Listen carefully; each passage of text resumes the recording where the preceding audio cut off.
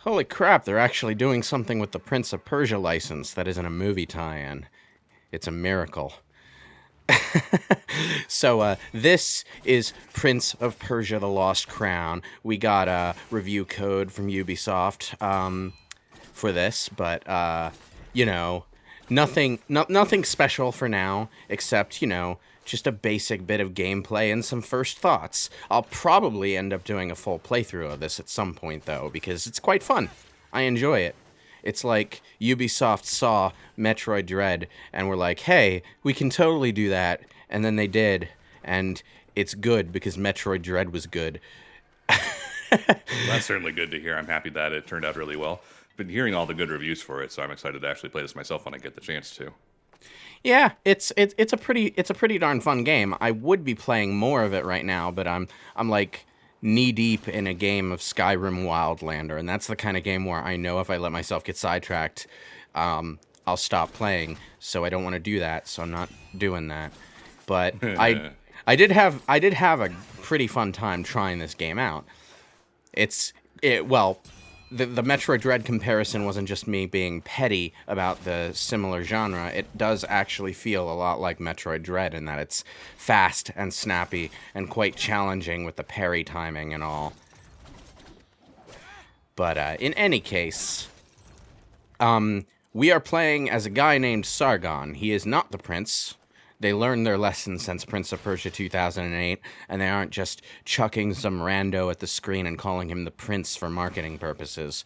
The actual Prince of Persia, in this case, has actually been kidnapped. So we got to prove ourselves a bad enough dude to rescue the queen's son. Oh, I was about to make a bad enough dude reference. Anyway, Sargon here is a member of a warrior group called the Immortals, basically the elite combatants of the kingdom.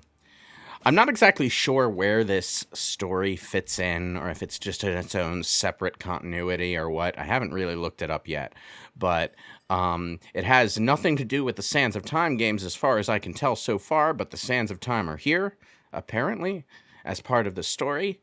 And we're on an island that has been trapped in time. So it's interesting.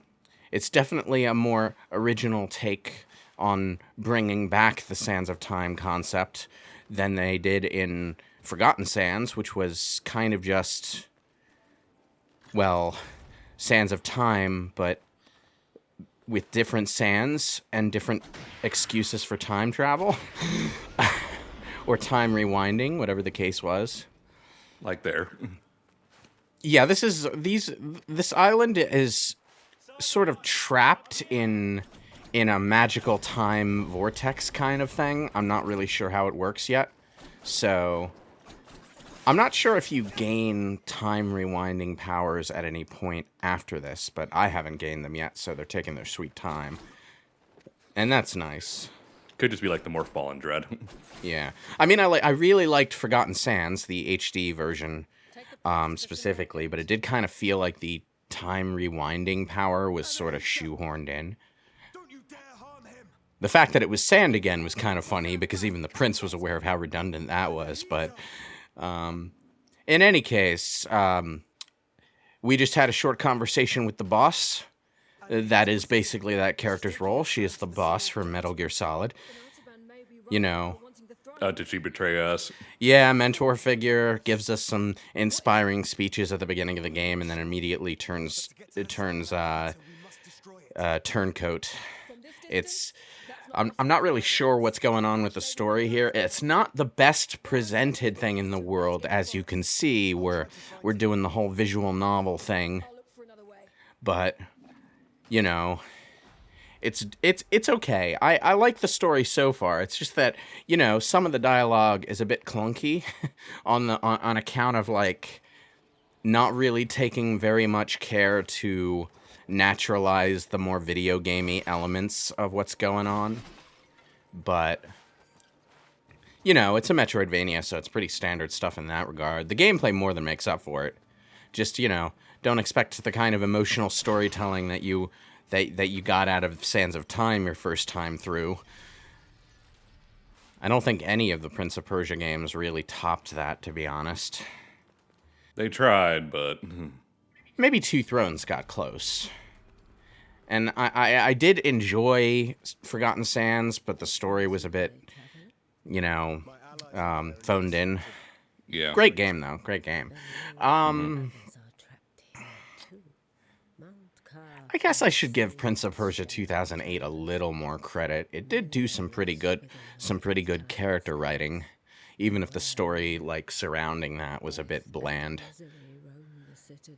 But anyway, so the Lost Crown here does not really fall into any of the previous Prince of Persia gameplay styles. It is straight up a Metroidvania, leaning closer to Metroid than Castlevania. But, there are some areas that feel like they're designed to evoke the feeling of a trap-filled platforming challenge, as you would find in the previous games, but for the most part, it's just Metroidvania with the Prince of Persia skin. That is not a bad thing. So far from what I've played, it is a very good Metroidvania.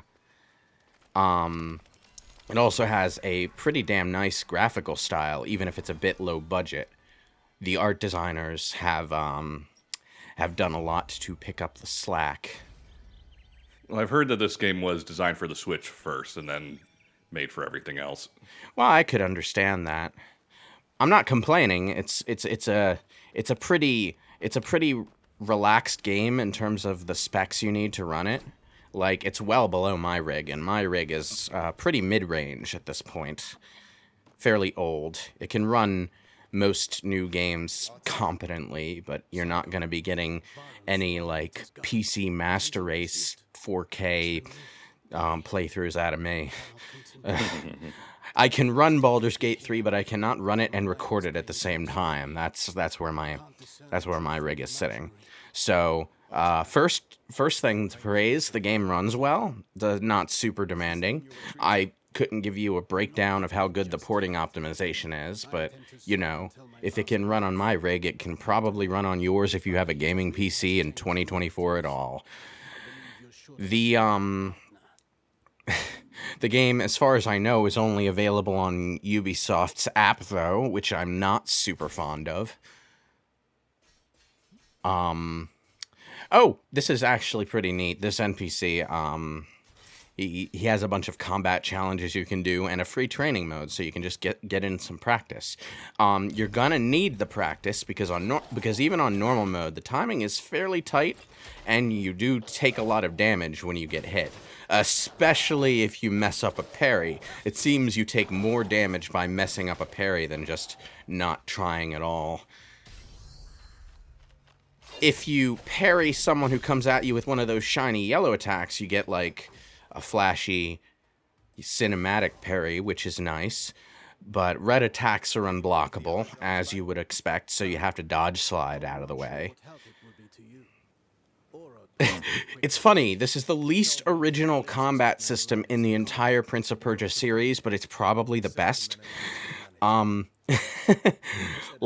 love the way the Sands of Time games look in motion while you're fighting, but the actual combat systems leave a lot to be desired. Even Forgotten Sands was kind of it was fun to fight, but it was really lacking in enemy variety. There seems to be a fair amount of enemy variety in this, and the combat is very nice. It flows very well. This enemy is a pain in the ass. Okay, so Going back to heal? Yeah, this is a bit like Dark Souls, I guess, where you go to the checkpoint, you heal up immediately, and you also get a refill on your healing potions. So that's neat. But you also handle your customization stuff at the tree. Okay, so what makes this enemy a pain in the ass is that you're supposed to do a dodge slide whenever they do that red attack, but this enemy's tricky. You see, his red attack, he has a backswing that slams almost directly into where you would slide to, if you slide through him. So at this point in the game, you're probably used to sliding through the enemies. So he tripped me up a lot. As you can see, I keep running back to the heal point. They knew what they were doing. They put this guy right next to the heal point so you could get used to him. But yeah, okay, so combat's pretty tight. It's not like the other 2D Prince of Persia games, though, where, like, there's zero room for error, and you're just gonna die every time until you, like, really master the combat system. And then you're gonna keep dying because it's Prince of Persia 1.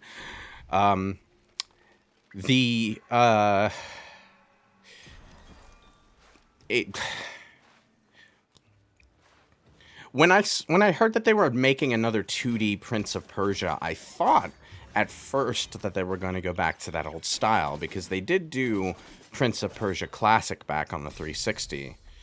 And, you know, I thought it would be interesting to see them attempt something like an Oddworld new and tasty for the Prince of Persia series, but it seems like they don't have any interest in doing that, and I can't really blame them, because that kind of gameplay style is very niche at this point in time. Have you tried it? Like any of the 360? Any of the old Prince of Persias, the original or the remake? Not the 2D ones, no. My experience starts with Sands of Time. Oh, well, have you played Flashback? Nope, can't say I have. Oddworld? Oddworld, yes. Well, it's basically that, without, Gotcha. like, rescuing people. It's the same kind of, like, screen by screen, position yourself beneath a ledge and jump straight up to climb up onto it, that kind of platforming. Mm-hmm. I think Prince of Persia was the first one, or one of the first, in that style. And, like, yeah, so I was a bit surprised when I heard that they were doing a 2D Prince of Persia, but then I found out it was a Metroidvania, and I was like, oh, yeah, that makes a lot more sense. Those are popular again. Metroid Dread brought that back into style. On the one hand, I'm cynical about it, because I would appreciate it more, I think, if Ubisoft did something like daring with Prince of Persia to bring it back. But on the other hand, I'm also relieved, because this is a style of game I was pretty sure I would like, and the idea of doing Prince of Persia in this style was, you know, it was pretty neat. It hit my brain, and it was like, yeah, that makes sense. I can see that happening. They seem to have nailed it. It's also Ubisoft Montpellier, which is kind of like their best developer at this point. Ah, they put the A team on this? Yeah, more or less. That's interesting. This is also the same team that made like the Rayman games. I haven't like. Oh, it's this is one of those trap obstacle courses I was talking about. This is the kind of thing you would see all the goddamn time in Prince of Persia: Sands of Time. So, like, they just have instant kill traps that, instead of killing you, I like this, teleport you back to, like, an invisible checkpoint within the same room. And they don't even damage your health. At least I don't think they did. Did that like, take my temporary health buff away? I think it did. Yes, it did. Okay, so it does damage you. But I appreciate that it doesn't kill you. Because, like, that's always been a sweet spot. The Prince of Persia, in its post-Sands of Time iterations, has been really good at hitting. Like, the platforming and the combat were challenging enough, but you always had some margin for error. Margin for error. My mouth isn't working right now. I'm sorry. The you could always, like, rewind time to undo a bad platforming decision, or to regain a bit of health if you took a few cheap shots in combat. And, like, it allowed the games to be challenging without being frustrating. And you did need those need those rewinds for the first time through, because there would absolutely be times where you messed up enough to actually run out of them. Ugh. Mm-hmm. It's kind of forward thinking in a way, because it kind of reminds me of the way games like Celeste or Super Meat Boy are designed, where if you die, you just go back a little bit instead of losing a whole chunk of progress. Yeah, for sure. But by doing that, they can make individual challenges more difficult. And I'm not saying Prince of Persia ever got that hard, but, you know, they did lean into it. And the games did benefit from it. And that guy just flopped dead. One thing I will say that I find refreshing about this particular Metroidvania is that it does make use of its platforming a bit more than I'm used to in the genre. Like, if you play Symphony of the Night, yeah, it's a great game, but a lot of the jumping around bits are just kind of filler, so that you're actually doing something while you're making your way from A to B, you know? There's not a whole lot of, like, complicated platforming puzzles in that game, or in the Castlevania games in general. Metroid has a bit more going on in that area, but it feels like Lost Crown leans into it a bit more. Do simple puzzles. I'm actually like, this is actually a pretty neat puzzle. I wonder if they're going to do more with it later. There we go. Door open. I like that, like, obviously they can't do wall running in a 2D space, but they did keep Prince of Persia 2008's emphasis on sliding down the wall by your hand, which I appreciate. I liked that maneuver in 2008. I kind of wish they'd kept making games in that series so that, you know, they could have done more with it, but I understand why they didn't. Anyway, boss time. Woo. So, Ouch. I haven't gotten good at this game yet, in case you couldn't tell.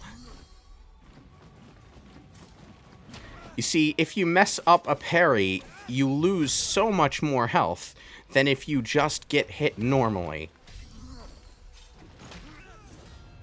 But No, that didn't happen. One of the other things I do appreciate is that if you die to a boss fight, you can just start the boss fight over right then and there with a full regeneration of your health and healing potions. So you don't have to go back to the respawn point and make your way all the way back without getting hit. Which is good, because this boss hits like a truck. He is swinging a giant column at you. Yeah. I was pleasantly surprised by the balance between challenge and, you know, quality of life, I guess you could say. Mm-hmm. Also, they stole that death animation from Metroid, and it makes me laugh every time. It's like the only thing missing is that Sargon here doesn't have a power suit to explode out of. But it's like basically the same animation. So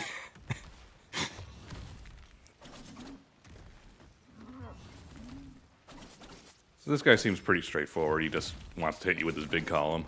Yeah, this is kind of a rematch against the tutorial boss from the intro sequence. Gotcha. But he's a lot harder than that one was. He gets a lot more aggressive as he runs low on health, too. Like, earlier on in the fight, he does that downward slam, but he only does it once. But the further into the fight you get, he'll start doing... He starts doing it twice. Now he's doing it 3 times. I think 3 is his max, but it's like, it threw me off the first time. You got 2 swords and you're going for an axe kick, Sargon. What the hell? You know, for a parry mood, that didn't do as much damage as I thought it would.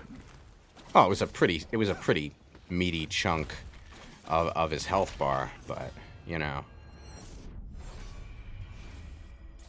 Ugh. I was so close.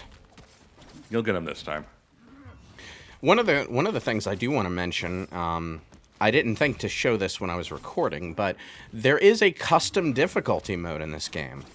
Like, I'm playing on just straight up normal, but there's a hard mode, and there's a custom mode where you can just individually change different aspects of the difficulty, like the amount of damage enemies do, and whether or not your special meter decreases over time like it does on hard mode. It's a neat feature, and I wish more games would do that.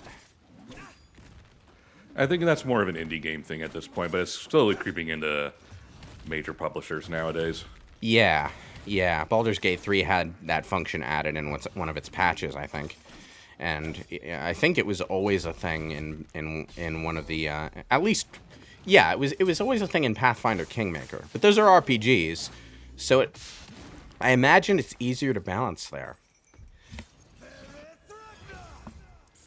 Almost there. Almost got it. One more good hit. Yep. And there he goes. It's a bit anticlimactic to finish a boss with a regular ass attack like that after scoring like a cinematic parry and then a special attack against it. Yeah. We got ourselves a piece of heart. That's nice. Ooh, cutscene time. It is neat that they at least have some of these more cutscene-y cutscenes to go with the visual novel presentation. But it seems like they only do that for like the really important scenes. Yeah. New location discovered. Huzzah. Yeah, I've got to say I really like the graphical design of all the areas in this game. One of the things that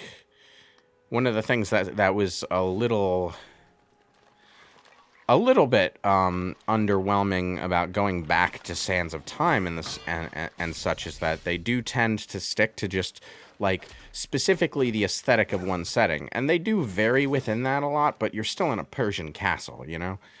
Mm-hmm. With this island trapped in time setting, they're able to do more of an otherworldly sort of thing.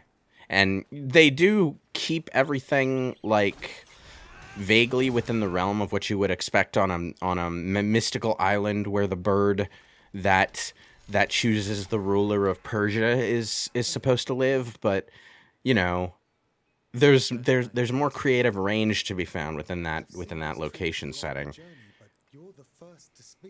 You wouldn't have gotten a mystical forest like this out of Sands of Time, you know? No, definitely not. And Warrior Within had its head too far up its early 2000s ass to do anything interesting with its setting. So, yeah. I've noticed. I'm never going to let Warrior Within go. That game just irritates me. I like the game. Like, I can play the game and have fun with it, but aesthetically, it irritates me. I am so glad we are well past that. And they are at least taking some notes from the art style of 2008 when doing this game, too. Like, that game had a kind of cel-shady painted look to it, and it seems like they're going with a similar direction here. New ability. Yep. The Athra surges are the special attacks tied to your special meter down on the bottom. And that meter actually charges by playing well, you know, doing parries and dealing damage without taking damage. So. Sounds good. That's neat. All the same, thank you so much, Ubisoft, for giving us a review code. Yeah, I've been hearing good things about this game, and it looks certainly good. So, we'll see you guys all next time. Yeah, hopefully sometime by the end of this year, I'll be able to record a full playthrough of this. But, you know, I'm looking forward to diving into it a bit deeper. Nice, I look forward to that.